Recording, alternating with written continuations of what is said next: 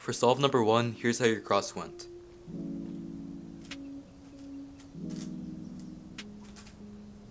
So that cross had 2 rotations, and that was not good at all because you rotated twice, and you even rotated when you first started doing cross. When you set your hands on the timer, you picked up the cube and then you rotated, which is not good. But I'm going to be showing you an easier cross solution that you can do that's rotationless here. In this case, what I would see is this is solved right here, and I would just do a D to move it over, because once you put this piece in, this piece, and this piece in, they're all relative to each other, and then you can just do a D prime move, and then the cross will be solved. So it'll look like this. So you move this piece over, then I would do a B, putting that in, R prime, and then an L2 to put those pieces in, and then you can do a D prime, and it's all rotationless. This cross is pretty easy. For pair number 1, I was pretty confused about what you did here, but I'm just going to put it on screen what you did for your first pair.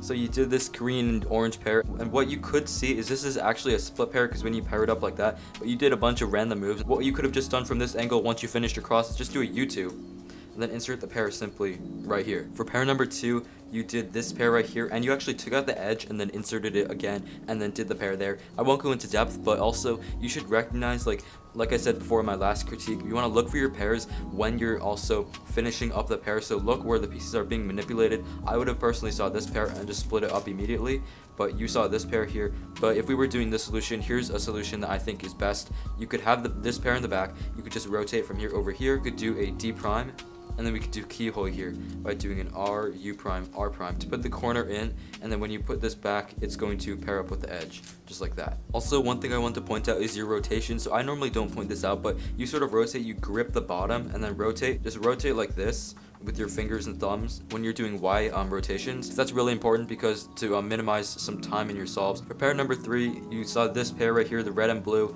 and you matched it up like this, and you did a triple sexy and then brought it out, and then you inserted it in like this. For this pair, however, the red and blue pair, what you could have done is rotated over here and did a U2, and then from this angle you could just do a sledgehammer, R prime, F, R, F prime, then it's set up very nicely into the back. Okay, and then transitioning into your 4th pair, what you did is a rotation like this. I'll put it on screen also. That is not good. Just rotate just like this, because when you turn the cube just like this and sort of do a half Z turn, like I said before, rotate like this and just do the moves. But anyway, for this pair, you didn't have to rotate a second time because you rotated over here and then paired it up like this as a split pair. But what you could do is from this angle, pretend you're hiding this edge, moving the corner over, and then putting it back, and then you just insert the pair. So you did 2-look for this case, and you could learn the OLL for this, and it would go like this: R, U, R prime, U, R, U prime, and then you like rotate at the same time like this, and then R, U prime, R prime,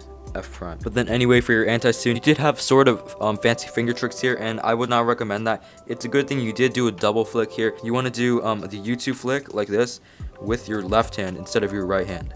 R prime, U prime, R, U prime, R prime. And then lastly, for PLO, you had a Y prime. You looked in the back like this. Be sure to recognize it, two-sided PLO. I would recommend working on your two-sided PLO recognition, and that helps a lot. A lot of cubers I see at your speed, they have to like match this up and bring it over here for the Y prime, but it's a good thing you did it over here. Your alg was good, just the finger tricks, a little bit, you need to work on that. So here, I'll just go over the finger tricks for this Y prime right now.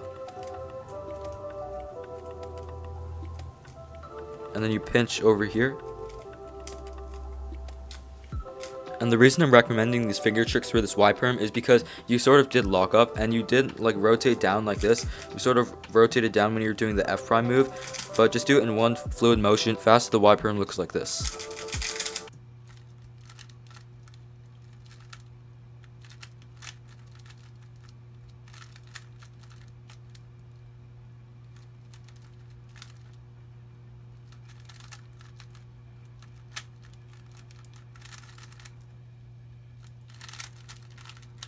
For solve number 2, here's what your cross solution looked like.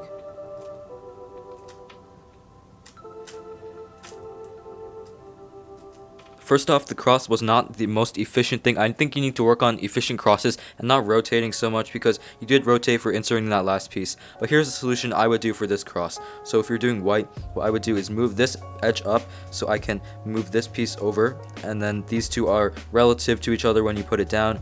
And you can do R prime, F2, and then what you can do is a R, F, L2, D, and then when you're aligning the cross, L. I think that definitely working on rotationless crosses will help you out a lot. For your first pair, it was the red and blue pair. I was sort of confused because these two are already in its slot, and there's already this pair out here, because you never want to do a pair that is both in the slot, like especially when the corner edge is separated. So what you did is this solution. You took out the edge, U2, R, U2, R prime, and then good, you did an F, U, F prime. Quite honestly, I would not go for this pair at all. Like I said before, I would just go for this pair right here, and you can just split it up doing R, U2, R prime, and inserting it in here.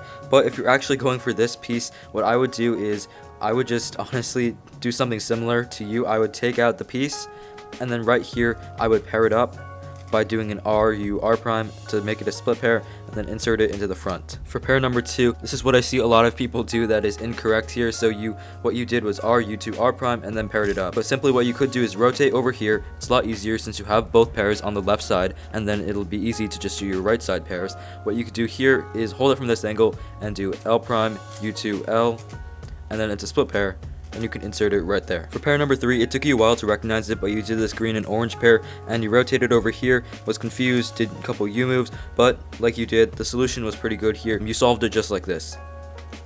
Paired it up, and then inserted it. For this case, for your last pair, you move this out of the way, R, U, R prime, and then inserted it with F moves. But what you could do instead here to actually preserve all your edges is to do a U, R, U prime, R prime to pair it up like this, and then to insert it, you can just do a sledgehammer to orient all your edges, because you know when you have an L-shaped case here and do a sledgehammer, your cross will be solved. And then for your Olo, you had this case, a very easy case. You got it from this angle, and you were kind of fumbling. You're not sure where to do it, so you started here, but then you remembered, oh, U2, and then you can do it from here. You could do fat, double sexy, F prime, but you could actually do it from this angle too. Just do inverse sexy twice, so the arrow goes like this: F, U, R, U prime, R prime, U, R, U, R prime, F prime, like that. And it also gives you a very nice J prim. And then you were also left with the J prim here, and your finger tricks, I would say to work on it a little bit more. Here's some finger tricks that you can do. Pinch at this corner right here and go like this. F prime like that. Pretty simple and fast. It looks like this.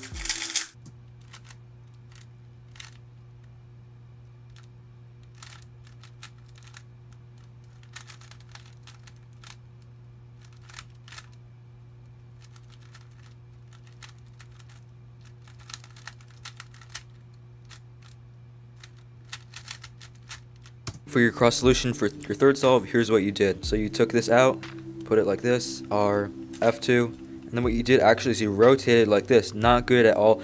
And you had your cross on the left. Here what you could just do is a D, L, D prime, but you went like this and then rotate it back. Rotating during cross is definitely something you need to break up and not do that anymore. So what you could do for this cross solution anyway is a simple rotationless one. You could just move this edge over like this, do a D, R prime like this, and now they're aligned, so you can just do a D prime. But what you could do now is we need to put this piece in, so we could do a D2, and then now insert this in, and now just a D away from being solved, D, and then R. And then once you finish your cross, you saw this, so you went over here, you saw this pair, the red and green, rotated over here and inserted the corner first, and then paired it up somehow like that. I would not recommend doing that for your first pair. That is a very inefficient solution, and what you could do is something really easy from right here.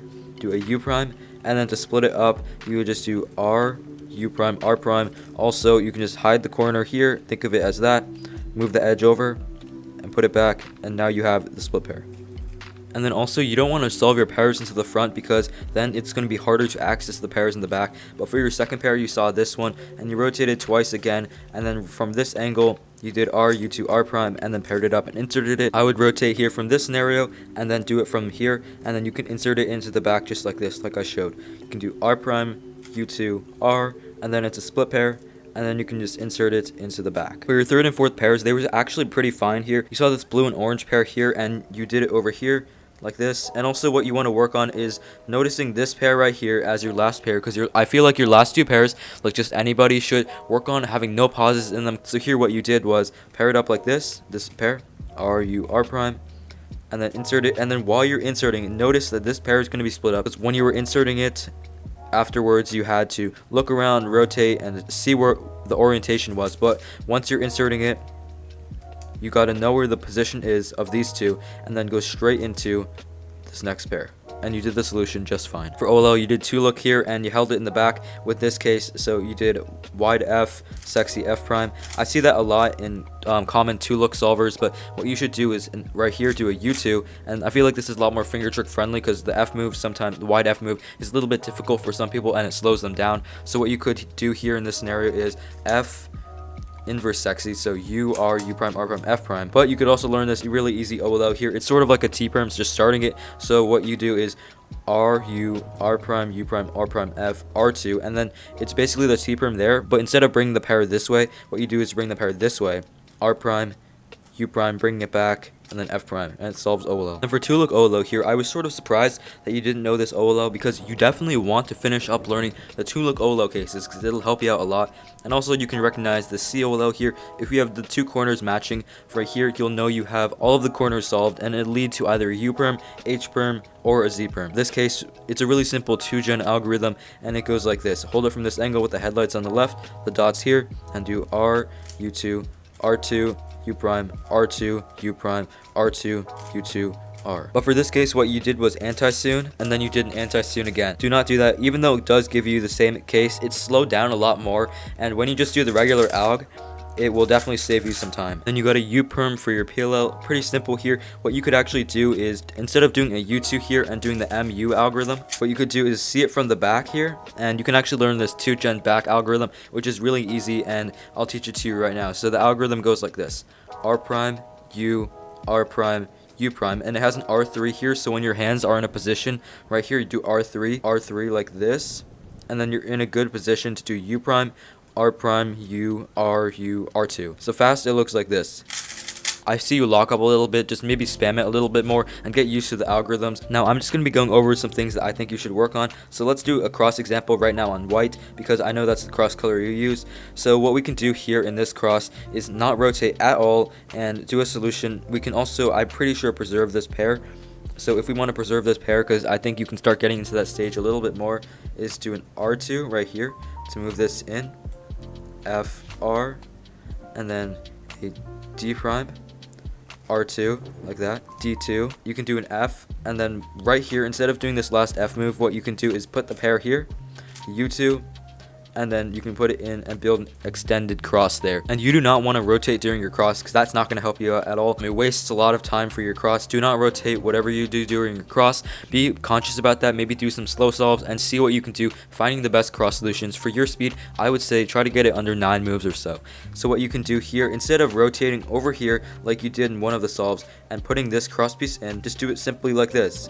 Move this cross piece over to align the whole entire cross, since all of these can be moved with a D move, and then just put this piece in. And then also for F2L, I just wanted you to work on some of these really simple and basic F2L cases. For example, like this pair right here, what you could just do is a U prime, and then to split them up, you do R, U prime, R prime, hiding the corner back here and manipulating and moving the edge over there. I think watching some of J Perm's videos, because once again, he has good videos about F2L, and I think you could learn some things, like even learning some intuitive F2L and beginner F2L definitely will help you out a lot, because efficient F2L solutions are everything in a solve, and if you can get those down, then everything else will come a lot easier. And then also now with OLL, be sure to learn all of the 2-look OLL cases, because that's really important. There's only 7 of them, and most of them are really easy to learn. So for example, like this one, like I showed before, the alg would go like this.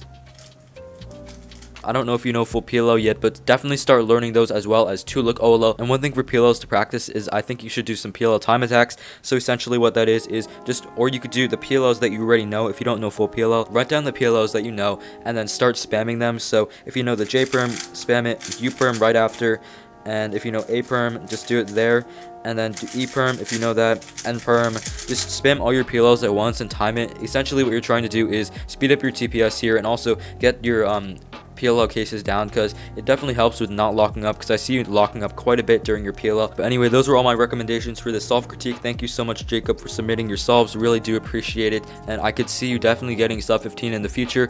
I would say work on your cross and then slowly transition into doing F2L. Just simultaneously finish up learning those 2-look OLL cases. You really do need to learn it instead of doing 2 anti-soons at a time. Once again, thanks so much for submitting. If you'd like to get your solve critiqued for free, then be sure to check the description down below, because I'll have some information on that.